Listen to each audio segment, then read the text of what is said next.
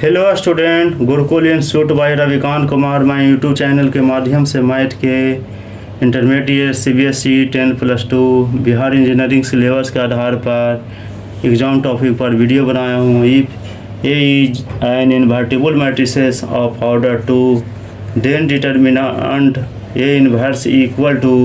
तो इसका जो इन्वर्टिबल मैट्रिक्स का होता है हमेशा डिटर्मिनेंट भी सेम होता है, इसका वैल्यू निकालेंगे तो इक्वल टू।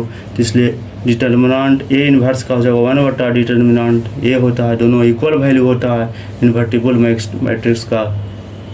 ऑर्डर 2 दिया, आंसर इज बी जाएगा इसका। If A B the non singular square matrix of order 3 × 3 then adjacent A is equal to. तो इसका जो फार्मूले होता है एडजेसेंट ए बराबर होता है n-1 होता है, इसलिए n बराबर 3 रखेंगे तो इसलिए 3 - 1 -1 आ जाएगा, इसलिए ए पर स्क्वायर हो जाएगा। इसका आंसर इज बी होगा। If A and B are symmetric matrix of same order then A B minus B A is equal to. ये जाएगा हमेशा A and B symmetric matrix है, सेम ऑर्डर में कर रहा है, तो इसलिए ये एसक्यू साइमेट्रिक मैट्रिक्स जाएगा। इसका dy/dx का इंटू sec x का निकालेंगे तो y बराबर sec x हो जाएगा, इसलिए dy/dx बराबर sec x into tan x हो जाएगा वैल्यू। इसका आंसर इज बी जाएगा।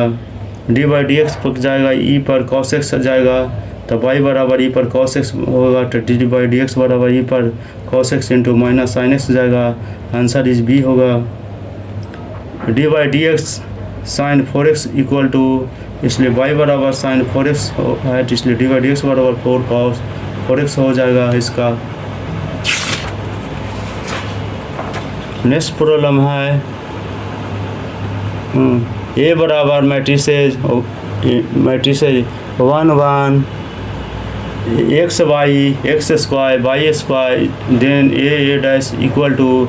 इसलिए ए को ए बराबर दिया हुआ, इसलिए ए डैश निकालेंगे तो इसलिए कॉलम है रो में बदल जाएगा 1x स्क्वायर 1y स्क्वायर, इसलिए A dash equal to 1 1 x square y square गुने 1x स्क्वायर 1y स्क्वायर, इसलिए कॉलम को रो को कॉलम में बदलेंगे, इसका करेंगे प्रोडक्ट करेंगे तो 1 + 1 x + y x square plus y square,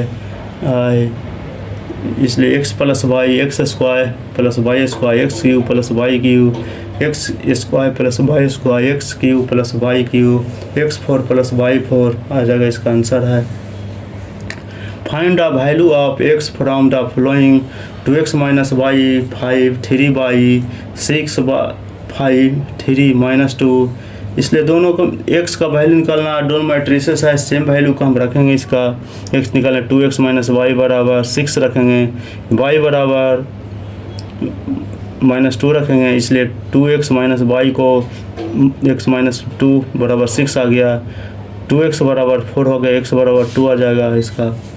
अब y बराबर -2 है, तो इसलिए वैल्यू है x पूछ रहा है तो x का भी निकालेंगे, y दोनों का वैल्यू निकाल दिए हैं, x और y दो वैल्यू आ गया इसका answer. Find the image of the point 3 1 - 4 with respect to the plane 3x + 4y - 5z बराबर 2।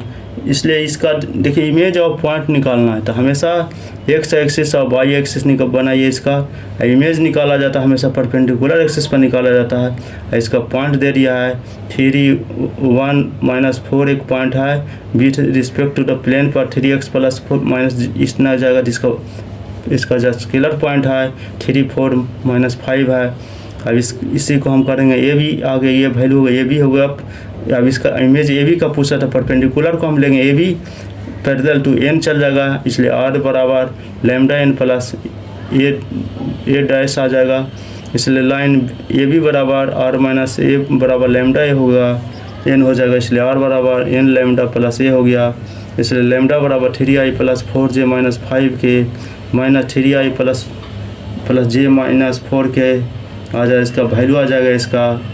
इसका निकालने के लिए इसका ए पॉइंट ये हो गया, ये हमेशा ये पॉइंट ये गया, इसका बी पॉइंट क्या लेंगे तो 3 λ - 3 लिए, इसका वैल्यू 3 λ - 3 हो जाएगा इसका।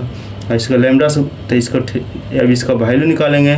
3 लेमडा माइनस 3 आई हो गया, 4 लेमडा प्लस 2 आ गया, जी आ गया, आ जाएगा इसका 5 लेमडा प्लस 4 आ गया, के आ गया। इसलिए बी बराबर इतना बार 3 लेमडा 3 आ जाएगा, 4 लेमडा प्लस 2 4 माइनस 5 लेमडा आ जाएगा।